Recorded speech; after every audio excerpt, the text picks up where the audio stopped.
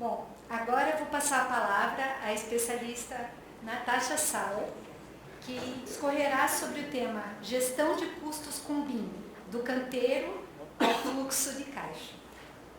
Natasha Sauer é especialista em Lean e BIM. É engenheira civil formada pela PUC do Rio Grande do Sul, pós-graduada em Gestão de Projetos pela FGV, é mestre em Engenharia Civil na área de Gestão de Construção do NORE da Universidade Federal do Rio Grande do Sul. Atualmente é consultora BIM na NatBIM Consultoria e Treinamentos e é professora de pós-graduação em diversas universidades e institutos pelo país. Possui mais de 10 anos de experiência em planejamento e em orçamento de obras. Por favor, Natasha.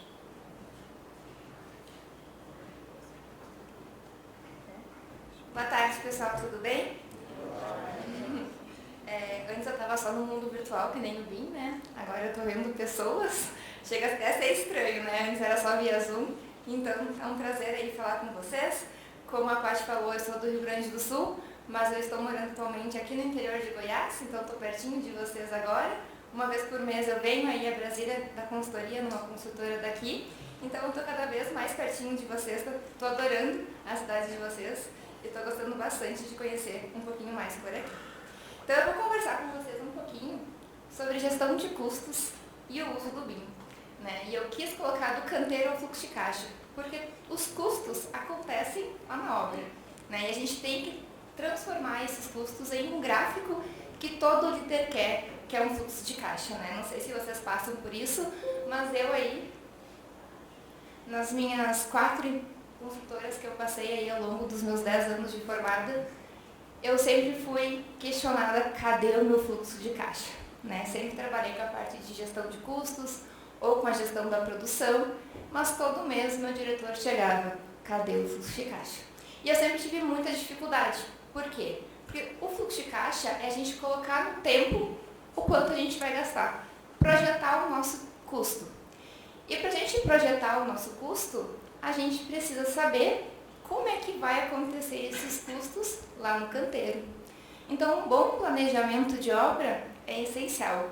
Se a gente não tiver um método na obra, com rotina, com controle sistemático, vai ser muito difícil a gente conseguir lá no final do mês entregar nosso queridinho fluxo de caixa para os nossos diretores que querem tanto, né? E aí, nessas minhas experiências profissionais, a minha última experiência foi na área residencial, de Minha Casa Minha Vida. E foi onde eu tive aí a oportunidade de estudar a fundo o BIM. Então, lá no Construtora Incorp, que foi onde eu trabalhei durante 4 anos e 5 meses como gestora da área de custos, planejamento e BIM, eu, em paralelo, também estava fazendo um mestrado na URGS. E eu sou uma pessoa muito da prática, mas sempre quis também ter esse viés acadêmico, porque eu acredito muito que teoria e prática andam de mãos dadas. Nenhuma nem a outra sozinhas, né, funcionam. E aí tive a oportunidade de implementar no Incorp BIM, focado em gestão de custos, e tudo isso eu dissertei, né, no meu mestrado, e aí deu origem ao meu filho, né, que eu diria aí, é um filhinho de 180 páginas, se alguém tiver interesse, depois eu posso compartilhar com vocês. Então a gente sabe que um dos usos do BIM é a gente extrair quantidades, né? Todo mundo que começa a usar o BIM quer extrair quantidades dos nossos modelos. Sabemos também que existem softwares já disponíveis em que a gente consegue pegar esses objetos BIM e vincular ao nosso orçamento e ter essa rastreabilidade. Uma rastreabilidade não só visual das informações, mas também uma rastreabilidade da informação, ou seja, os parâmetros que nós utilizamos no nosso modelo para saber como é que essa informação foi extraída. Sabemos também, né? Você vai rodar o videozinho? Sabemos também que outro uso dos nossos modelos BIM é a famosa simulação construtiva. É a gente pegar o nosso modelo, conectar o nosso cronograma e ter aquele famoso Hollywood do BIM, né? Aquele videozinho de como a nossa obra vai ser construída. E aí a gente consegue ter cenários como esse, de fazer pausas no nosso vídeo e saber exatamente como a gente quer, porque é um planejamento, como a gente gostaria que a nossa obra estivesse em cada dia, de acordo com o nosso cronograma. gente sabe que as coisas não vão acontecer da forma que a gente planejou. Né? A obra vai passar por alguns problemas, podem vir faltar materiais, acredito, né, que vocês... Não sou só eu que passei por isso, né? Não foi só a minha obra que não cumpriu o prazo. Então, vai faltar materiais, pode faltar mão de obra, podem ter diversos problemas que a gente sabe que a gente enfrenta. Então, aquele modelo em que a gente vinculou, né, o nosso cronograma inicial com o nosso modelo para gerar aquela simulação construtiva, nada vai adiantar se lá na obra eu não tiver um controle sistemático da minha produção que retroalimente esse modelo com as informações de como isso aconteceu no canteiro. Né? E aqui eu trago uma foto de como estava o modelo e como é que estava a obra no mesmo dia, para mostrar para vocês que é possível, sim, a gente colocar no mundo virtual como aquela obra estava realizada naquele dia. E aí, né, pensando naquela expectativa e realidade, a gente já consegue perceber que devido a alguns problemas de pandemia, e acredito que vocês também passaram por isso, as obras não foram cumprindo exatamente como a gente queria. Então aqui eu trago uma imagem um pouquinho mais avançada da obra, de como ela deveria estar e como ela está, e trazendo aqui uma imagem real, né? Que, para chamar a atenção de vocês também, que nem tudo vai estar modelado. Então vão ter diversos custos que acontecem nas nossas obras que eles não vão estar no nosso mundo virtual. Como, por exemplo, os nossos andames fachadeiros, os guindastes, o estoque de material, o próprio canteiro de obras. A gente pode modelar, mas a gente sabe que a gente não leva essa informação ainda para os nossos modelos. Porque tudo isso exige pessoas modelando os objetos BIM que vão representar isso. E tudo que eu trago aqui para vocês, que não está no mundo virtual, geram custos. E geram custos que não vão ser extraídos do modelo, né? Porque a gente vai conseguir extrair do modelo quantitativos, né? Material, alvenaria, concreto, área de forma, mas a gente não tira do modelo o tempo de locação da forma, o tempo de diárias do guindaste, né? Por isso, quando a gente vai fazer gestão de custos, é essencial que a gente trabalhe integrado com a gestão da produção, porque os custos acontecem de acordo com como nós planejamos e nós executamos as nossas obras. E uma boa gestão de custos tem respostas para essas 5 perguntas, ou seja, é as respostas que os nossos diretores querem ouvir todos os meses. Né? Quanto que eu desembolsei até hoje? Quanto eu deveria ter desembolsado até o momento para fazer o que eu fiz? Você já ouviu essa pergunta aí nas consultorias de vocês? Está todo dentro do orçamento? E por que eu desembolsei a mais ou a menos? Quais foram as razões? E como será o fluxo de caixa dos próximos meses? A gente vai ter dinheiro disponível? Vamos precisar pegar dinheiro emprestado? E pensando numa ação proativa, né? Não adianta a gente só ver o passado e não conseguir corrigir, né? Como é que eu posso reduzir os meus custos e evitar esses desperdícios, né? E aí eu vejo como dados importantes para a gente fazer uma gestão de custos, pelo menos a gente olhar o nosso passado, para a gente entender o quanto a gente deveria ter desembolsado, mas também o quanto a gente agregou para conseguir responder aquela perguntinha de quanto que eu deveria ter gasto. E olhar para o futuro, né? E o futuro, a gente vai colocar no tempo essa projeção. E essa projeção tem a ver com como é que a gente vai executar o nosso empreendimento. E tudo relacionado ao planejado, que era como que a gente gostaria de ter executado, né, aquela obra, porque é a nossa referência, é a nossa meta, é onde a gente gostaria de chegar. Então, a gente sempre vai ter uma análise do passado, para entender como é que nós fomos, né, hoje, para entender se eu tenho um desvio positivo, um desvio negativo, e um futuro, porque é o futuro que vai colocar no tempo o nosso fluxo de caixa, né, a nossa resposta aí para os nossos diretores. E para a gente chegar, né, nisso, eu vejo como essencial a gente trabalhar com alguns documentos, né, o famoso orçamento, trabalharmos com o cronograma, com uma composição de custos das tarefas, que eu já vou falar um pouquinho mais sobre isso, um relatório de controle mensal de custos todos os meses e o nosso fluxo de caixa. Então, esses 5 pontos de documentos eu vejo como essenciais para a gente fazer uma boa gestão. E aqui eu trago as ações necessárias, né? Porque a gente tem aí um objetivo, a gente tem que agir para conseguir isso. E eu gosto de dividir essa figura em duas partes, né? Aqui eu gostaria de chamar que é o nosso mundo virtual, que é onde é que a gente vai trabalhar com o BIM, né? Para a gente conseguir aí extrair as nossas informações de quantidades, para elaborar o nosso orçamento, trabalhar com planejamento baseado em localização, já vamos falar um pouquinho mais sobre isso, e o uso do BIM, né? Coloquei aqui 4D e 5D, como o Dionísio falou, também gosto de usar, né? Para enfatizar que é tempo e custo, mas eu gosto de dizer que eles só funcionam usando juntos, né? Porque tempo custa e o custo também nos diz aí várias coisas sobre como projetar as nossas obras. E aí o mundo virtual, ele vai nos dizer, né, o quanto a gente gostaria de gastar para fazer aquele empreendimento, né, a nossa viabilidade financeira, né, que como o Gilberto trouxe, e também como a gente quer fazer essa obra ao longo do tempo. Mas nada adianta a gente ter aí uma organização do nosso planejamento antes de começar a nossa obra, se durante a construção a gente não controlar, a gente não verificar se a gente está cumprindo aquela meta, a gente não atualizar os nossos documentos de referência. O que seriam os nossos documentos de referência, o nosso orçamento, o nosso cronograma, para quê? Para a gente gerar aquele dado projetado, que é importante quando a gente olha para o futuro. E, com certeza, gerar dados históricos, porque todos os nossos orçamentos e planejamento são baseados em dados históricos da própria construtora.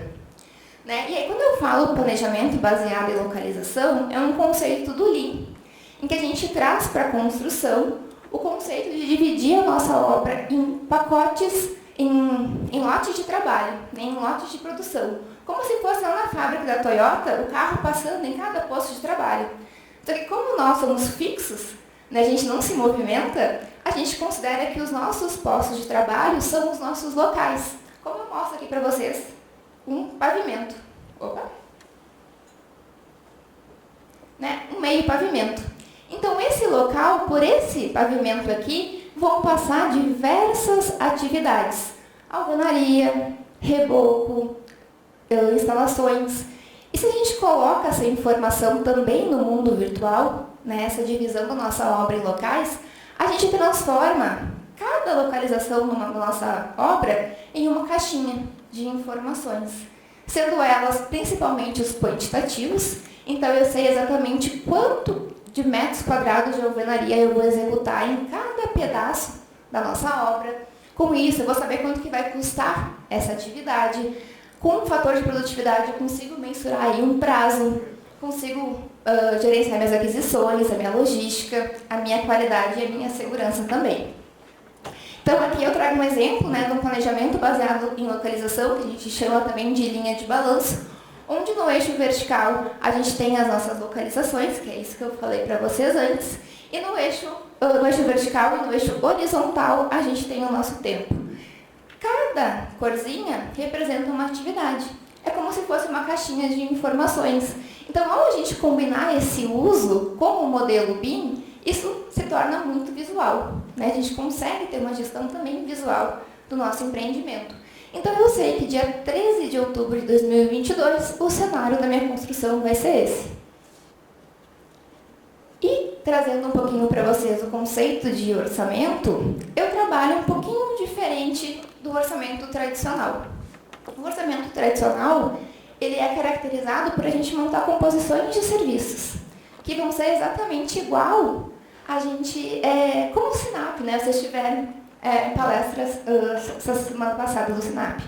Eu gosto de orçar um pouquinho diferente. Eu uso muito a base de dados do SINAP, de insumos, de coeficientes, mas eu gosto de trazer para a superfície os insumos. Então, ao invés de alocar dentro de uma composição de alvenaria, argamassa, o pino, a tela, eu gosto de trazer esses itens para a superfície para facilitar quem está lá no canteiro e precisa fazer uma alocação de custos.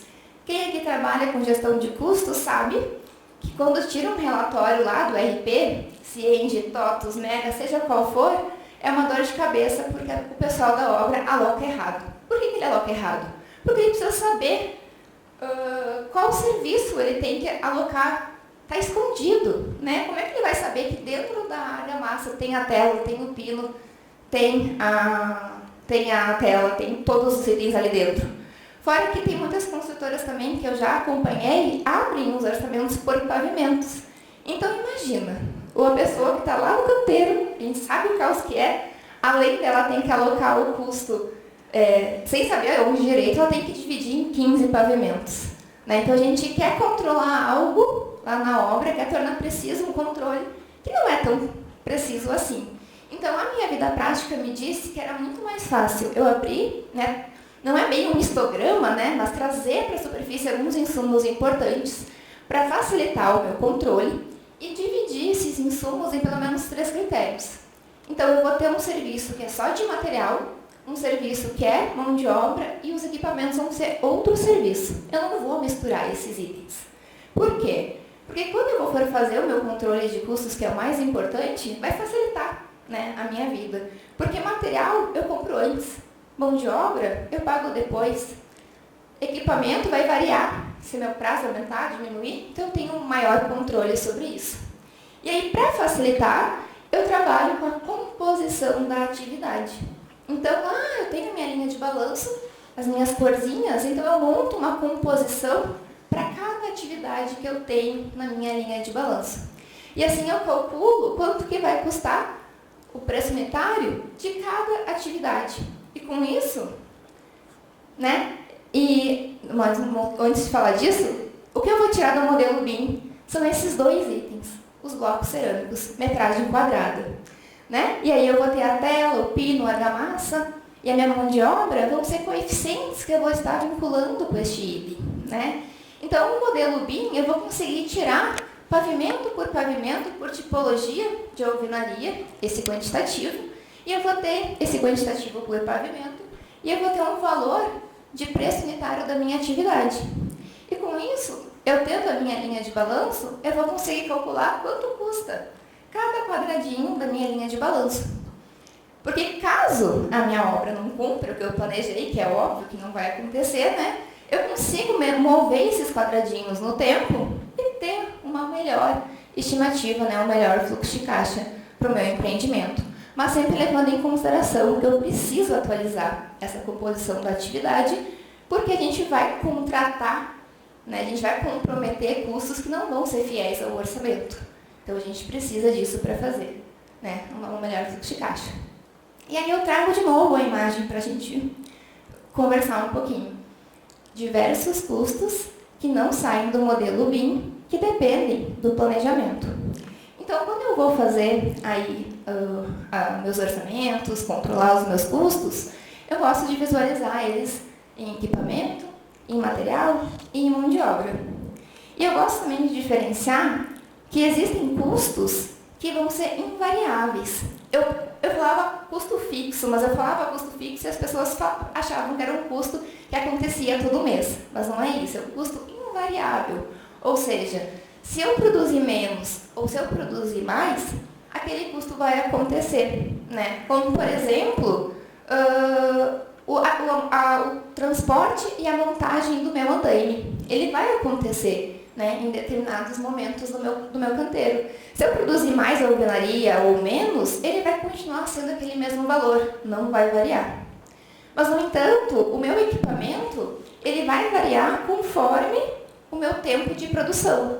Né? Então, eu vou ter lá um escalonamento, porque a cada pavimento eu vou montando um andar, né, de andaime, e aí a gente vai também somando. Se eu demorar mais a minha alvenaria, eu vou gastar mais com andaime. Mas eu não vou gastar mais com montagem e transporte, porque ele já está na minha obra e eu já montei ele. Eu vou gastar mais com locação.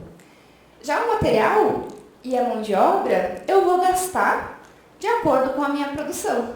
Se eu produzir muita alvenaria aquele mês, eu vou ter um desembolso maior de material e mão de obra.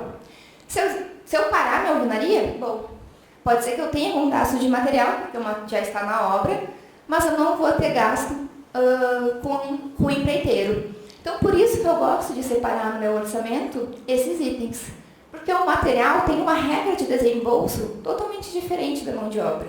E aí, quando a gente consegue ter isso claramente, transparente no nosso orçamento, a gente consegue imputar regras e facilitar também o nosso entendimento de como vai acontecer esses custos.